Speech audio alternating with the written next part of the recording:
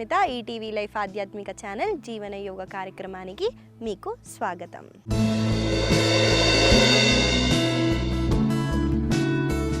So ఎలా ఉందండి మన యోగా ప్రయాణం? మనం కలిసి చేస్తున్నాం కదా, మీరు అబ్జర్వ్ చేస్తూ ఉండొచ్చు మీ బాడీలో చేంజెస్ కానివ్వండి.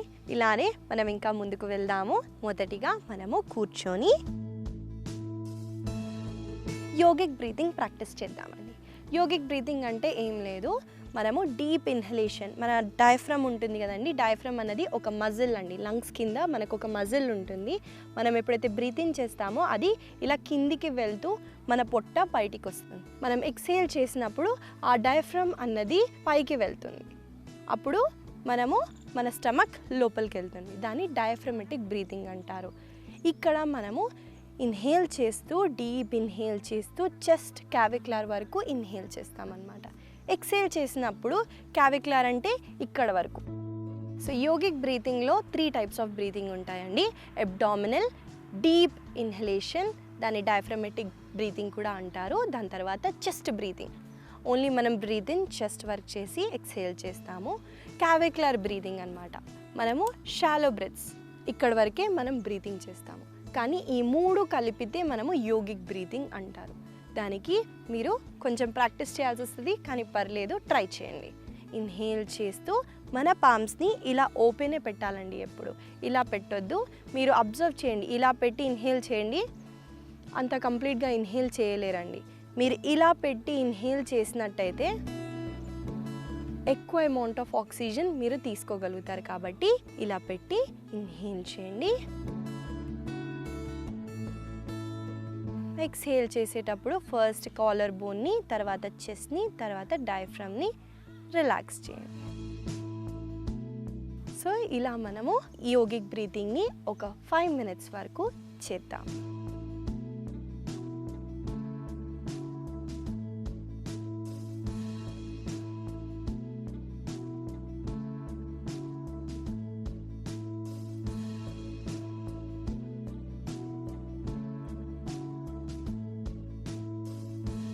మీరు ఎప్పుడైతే శ్వాస పీల్చుకుంటూ వదులుతూ ఉంటారో అప్పుడు శ్వాసని గమనించండి.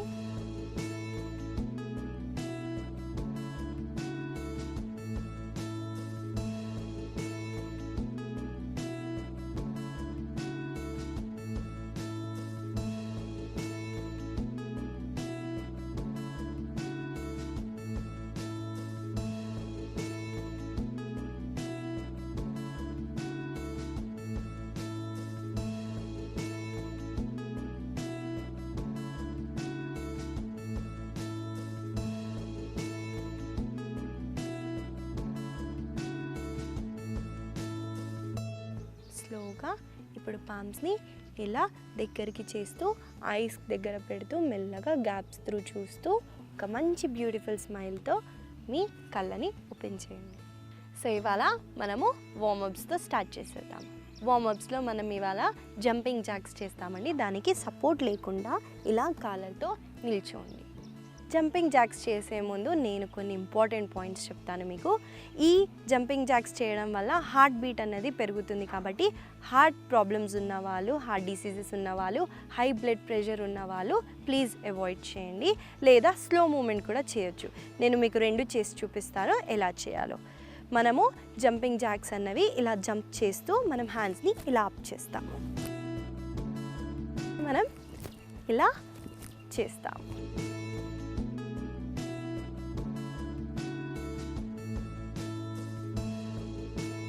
ఇలా చేయని వాళ్ళు స్లో మూమెంట్ కూడా చేయొచ్చండి. ఇలా ఒక లెగ్ని ఇలా చేస్తూ కూడా మీరు చేయొచ్చు.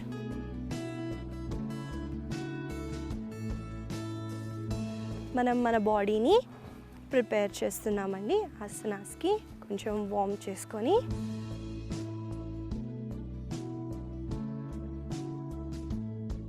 స్లోగా రిలాక్స్ అయిపోండి. ఈ మూమెంట్ని మీరు ఒక 1 minute 2 minutes వరకు చేస్తారు. సో ఇలా మీరు ఫస్ట్లో ఇనిషియల్లో 25 times చేయండి. తర్వాత స్లోగా 50 times వరకు కూడా మీరు చేయొచ్చు. ఆసనాస్ చూసేద్దామండి ఇవాళ.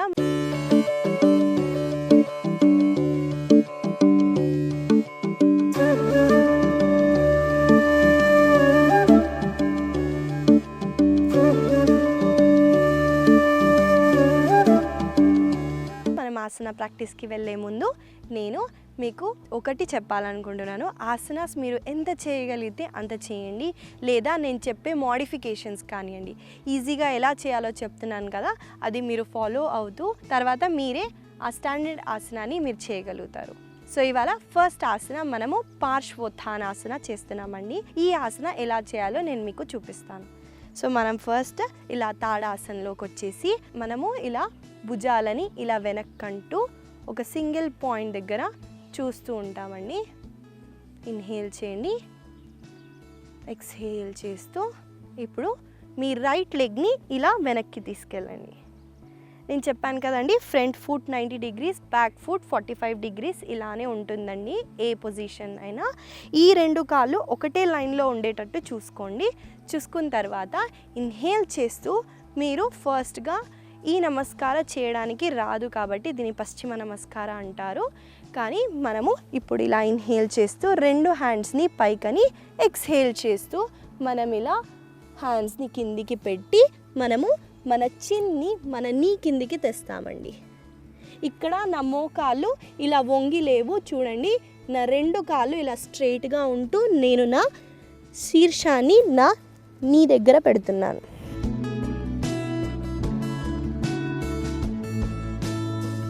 స్లోగా మళ్ళీ ఇన్హేల్ చేస్తూ అప్ అయిపోయి ఎక్స్హేల్ చేస్తూ రిలాక్స్ అవుతారండి. ఈ ఆసన మీకు ఏమైనా హిప్ ఇంజ్యూరీస్ కానివ్వండి, సివియర్ బ్యాక్ పెయిన్ ఉంటే అవాయిడ్ చేయండి. కాకపోతే మీరు అబ్జర్వ్ చేసే ఉంటారు, ఈ ఆసన చేసేటప్పుడు మీ హ్యామ్స్ట్రింగ్స్ని స్ట్రెచ్ చేస్తుంది, మీ లెగ్ని చాలా స్ట్రెంథెన్ చేస్తుందండి. మీరు ఎప్పుడైతే బెండింగ్ ఫార్వర్డ్ చేస్తున్నారో నేను చెప్పినట్టు మీ మైండ్ని చాలా కామ్గా పెడుతుంది. కాబట్టి ఈ ఆసనాన్ని కూడా మనం ప్రాక్టీస్లో ఇంక్లూడ్ చేద్దాం. ఇప్పుడు మనం వేరే వైపుకి తిరిగి ఇన్హేల్ చేస్తూ ఎక్స్హేల్ చేస్తూ మళ్ళీ కిందికి వస్తాం.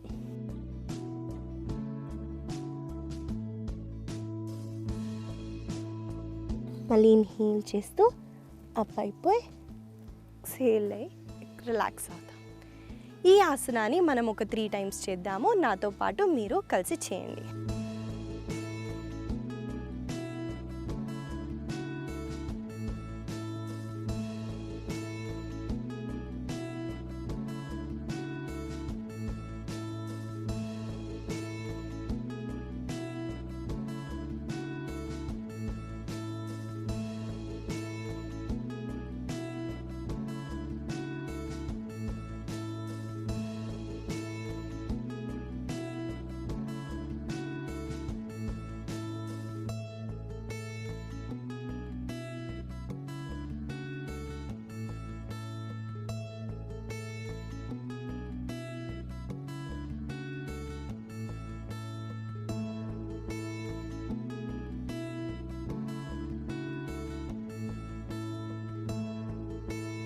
స్లోగా ఎక్స్హేల్ చేస్తూ హ్యాండ్స్ని లెగ్స్ని రిలాక్స్ చేసేయండి.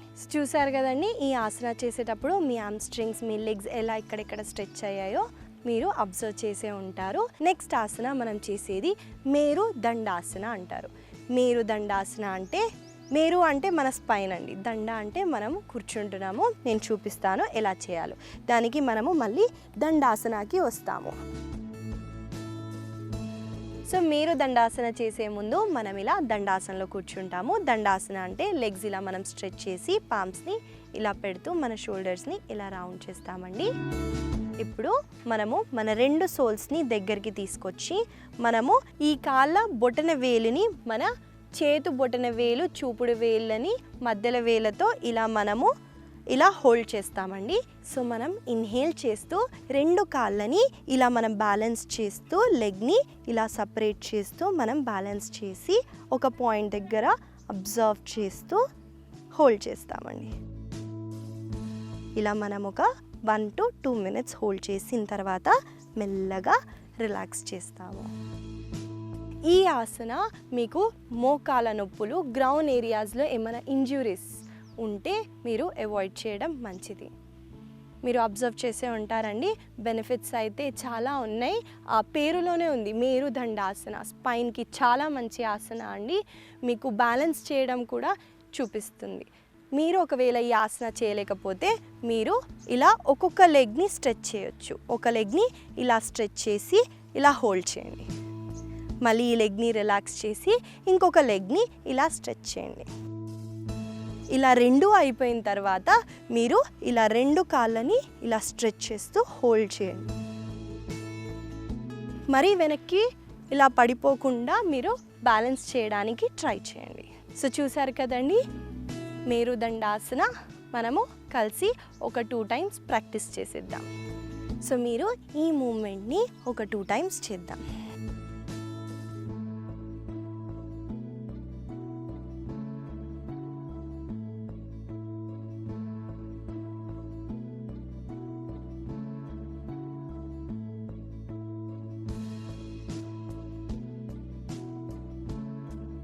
ఇలా కళ్ళు మూసుకొని అబ్జర్వ్ చేయండి.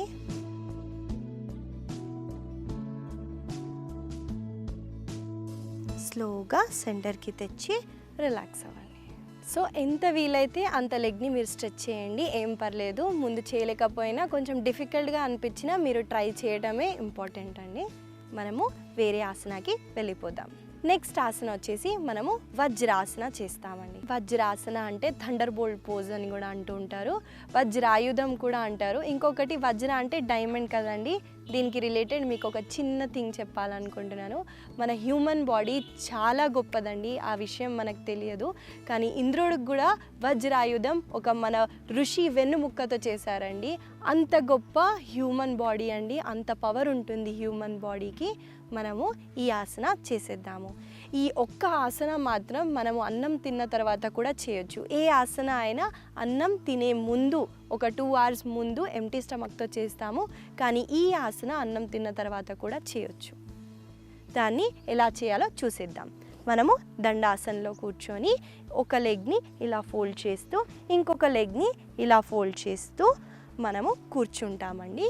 నేను వెనక వైపు కూడా మీకు తిరిగి ఎలా కూర్చోవాలో చూపిస్తాను. సో మీరు ఇలా చూడండి, నా 2 కాళ్ళ బొట్టన వేళ్ళు టుగెదర్ ఉన్నాయి, ఈ హీల్స్ మాత్రం ఇలా బయటికి ఉన్నాయి. నేను ఇలా నా హీల్స్ మీద కూర్చున్నానండి. కానీ మీ మోకాలు మాత్రం 2 దగ్గరగా ఉంచుకోవాలి. కూర్చున్నప్పుడు మనము మన 2 పామ్స్ని ఇలా ఓపెన్ పెడుతూ మనం ఐస్ క్లోజ్ చేసి అబ్జర్వ్ చేయాలి.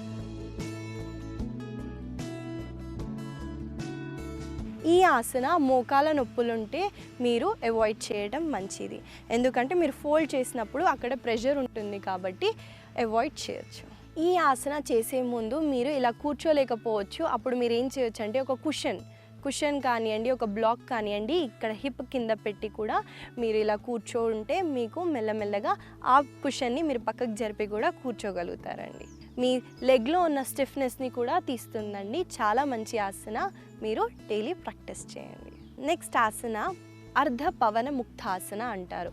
పవన ముక్తాసన, పవన అంటే గాలి అండి, ముక్తాసన అంటే మనము గాలిని రిలీజ్ చేస్తున్నాం ఈ ఆసన ద్వారా. మీరు నన్ను ఫస్ట్ గమనించండి ఎలా ప్రాక్టీస్ చేయాలో. సో మనము ఇలా మన స్పైన్ మీద ఇలా పడుకుంటామండి లయింగ్ డౌన్ పొజిషన్లో. ఇప్పుడు మీరు కుడి కాళ్ళని ఇలా లేపి ఫోల్డ్ చేస్తూ మీ కుడి మోకాల్ని మీ ఛాతీ దగ్గరికి తీసుకొస్తారండి. ఇప్పుడు మీ 2 చేతుల్ని ఇలా ఇంటర్లాక్ చేస్తూ మీరు ఈ కాళ్ళని ఇలా ప్రెస్ చేయండి. మళ్ళీ ఇన్హేల్ చేయండి. ఇక్కడ ఎక్స్హేల్ చేసి మన హెడ్ని మన నీ వైపుకి ఇలా తేవండి.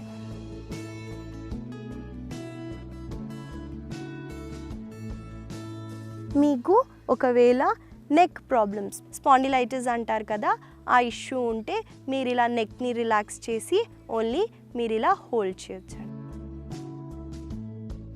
స్లోగా మళ్ళీ రిలాక్స్ చేస్తూ మళ్ళీ మనము వేరే కాళ్ళతో చేస్తాము. నీ పెయిన్ ఉంటే మనం ఇలా ఫోల్డ్ చేయడం కష్టం కాబట్టి మీరు అవాయిడ్ చేయడం మంచిది. కాకపోతే మీరు అబ్జర్వ్ చేసి ఉంటారు, నా లెగ్ని నేను చాలా మంచి స్ట్రెచ్ ఇస్తున్నాను, నా అబ్డామినల్ మజిల్కి స్ట్రెచ్ ఇస్తున్నాను, నా చెస్ట్ కూడా నేను ఇలా పైకి తెస్తూ నా నెక్ని ఇలా చేస్తున్నాను కాబట్టి నెక్లో ఉన్న స్టిఫ్నెస్ని కూడా తీస్తుందండి. సో మనం ఈ మూమెంట్ని ఒక 5 టైమ్స్ చేద్దాం.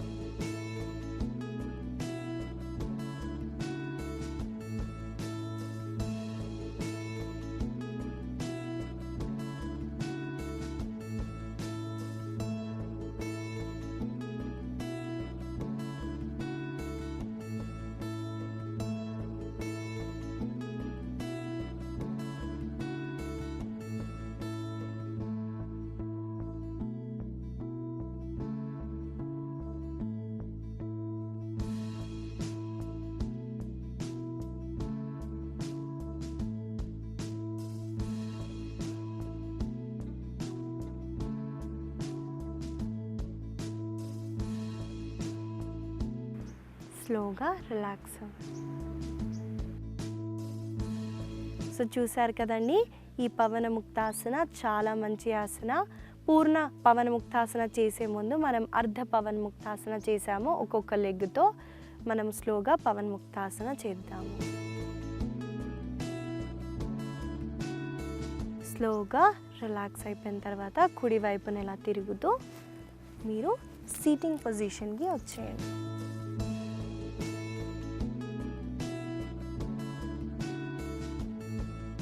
సో చూసారు కదండి, మీరు పవన్ముక్తాసన చేసినప్పుడు మీ కాఫ్ మజిల్, మీ లెగ్ని మీరు ఇలా పుల్ చేసినప్పుడు మీ అబ్డామినల్ మజిల్స్ కూడా అన్నీ కాంట్రాక్ట్ అయినాయి. కాబట్టి డైజెషన్, కాన్స్టిపేషన్ ఇష్యూస్ ఉన్న వాళ్ళకు కూడా చాలా మంచి ఆసన అండి. నేను చెప్పినట్టు పేరులోనే ఉంది కదా పవన్ముక్తాసన అని. మీకు ఏదైనా కాన్స్టిపేషన్ ఇష్యూస్ ఉన్నా అది పోతుంది. సో మనము నెక్స్ట్ ఆసన చేద్దామండి. టేబుల్ ఆసనాలో మనం ఒక వేరియేషన్ చేస్తున్నాము. సో నన్ను ఫాలో అయిపోండి. ఫస్ట్ మన టేబుల్ పొజిషన్కి వస్తామండి. ఈ టేబుల్ పొజిషన్లో మీరు ఎలా చెక్ చేసుకోవాలంటే మీ భుజాలు, మీ వ్రిస్ట్ ఒక లైన్లో ఉండేటట్టు చూసుకోండి. మీ నీ ఇంకా మీ హిప్ ఒక లైన్లో ఉండేటట్టు చూసుకోండి.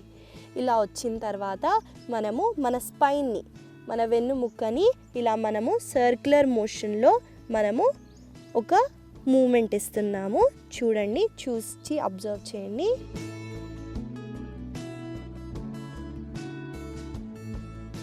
సో మనము ఈ మూమెంట్ చేస్తాము. ఈ మూమెంట్ చేయడం వల్ల మనకు స్పైన్లో ఉన్న ఫ్లెక్సిబిలిటీ పెరుగుతుందండి. బ్లడ్ సర్క్యులేషన్ కూడా ఎక్కువ అవుతుంది. చాలా మంచి మూమెంట్ అండి. మీరు ఇంక్లూడ్ చేసుకోవచ్చు మీరు డైలీ ప్రాక్టీస్లో.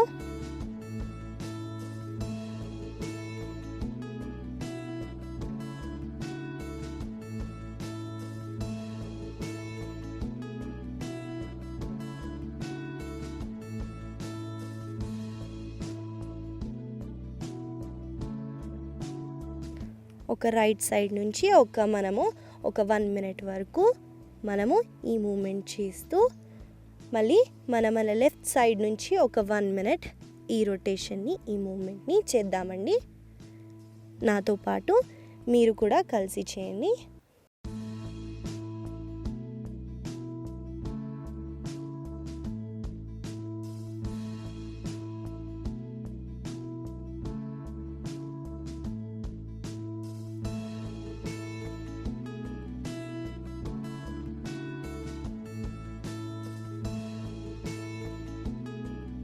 సో మీకు మణికట్టు అంటారు కదా, ఈ వ్రిస్ట్లో ఏమైనా ప్రాబ్లమ్స్ ఉన్నా, ఇంజ్యూరీస్ ఉన్నా మీరు ఇది హోల్డ్ చేయలేరు కాబట్టి మీరు అవాయిడ్ చేయండి.